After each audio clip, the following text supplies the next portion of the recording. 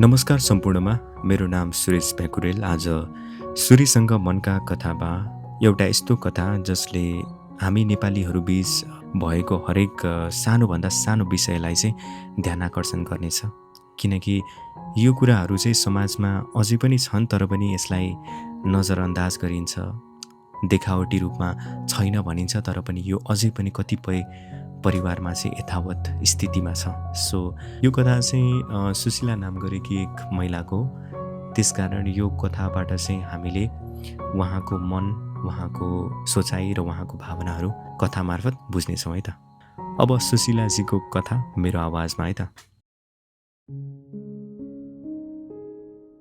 समाज सबै मिलेर बनाउनुपर्छ अनि सामाजिक मूल्य र मान्यता त्यही व्यक्ति बीच नै निर्मित हुने कुरा हो।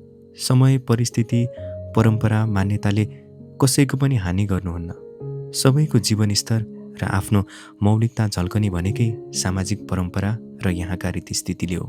म सुशीला, यही समाज र यस्तै परम्परामा हुर्किएकी एक चेली। आज म यही समाजको यस्तो तीतो सत्य जसले म अनि मेरो जीवनको व्यवहारिक भोगाइमा विडम्बनाको साथ भन्न बाध्य गराएको छ। के म कसैको लागि बोझ हो त? के मलाई यो समाजमा जिउने अधिकार छैन? कि मेरो भावनाको कुनै कदर छैन? जब यी प्रश्नहरू म आफैलाई गर्छु, मन भक्कानिएर आँसुका अविरल धाराहरू बग्ने गर्छ। कसलाई भनौँ यस पापी संसारमा जब परिवार नै आफ्नो साथमा छैन? अरू त बस देखावटी मात्र लाग्छ। विश्वास कसरी गरौँ? कुन आधारमा गरौँ? म घरको कान्छी छोरी, 8 जना मध्येको। भनिन्छ कान्छी छोरी हुनु भाग्यमानी हो, तर मेरो लागि अभिशाप बन्यो।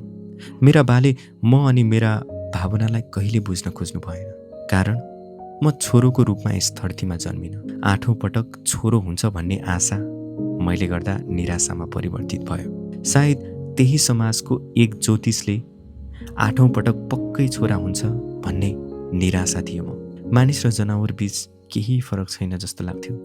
जब घरमा तुच्छ शब्द प्रयोग गरेर मलाई घृणा गरिन्थ्यो। मेरो जेठी दिदी र माइली दिदी एकदमै मिल्थे।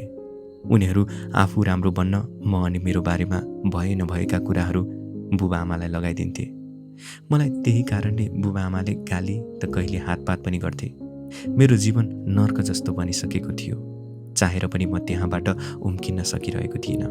मेरो साइली दिदी मिलनसार थिइन्, मलाई माया गर्थिन्।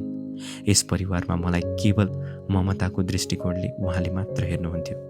केही भयो भने मलाई भन है भनेर सम्झाउनुहुन्थ्यो।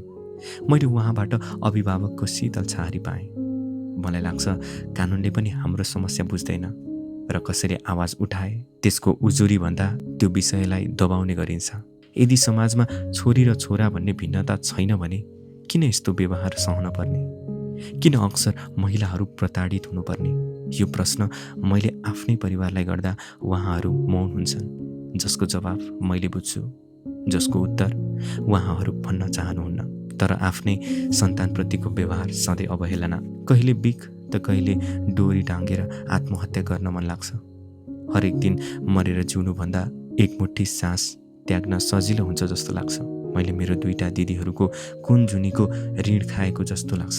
एउटा छोरीले अर्को छोरीलाई किन दुश्मनी नजरले हेर्नुहोला, यो सोचेर अचम्म लाग्छ।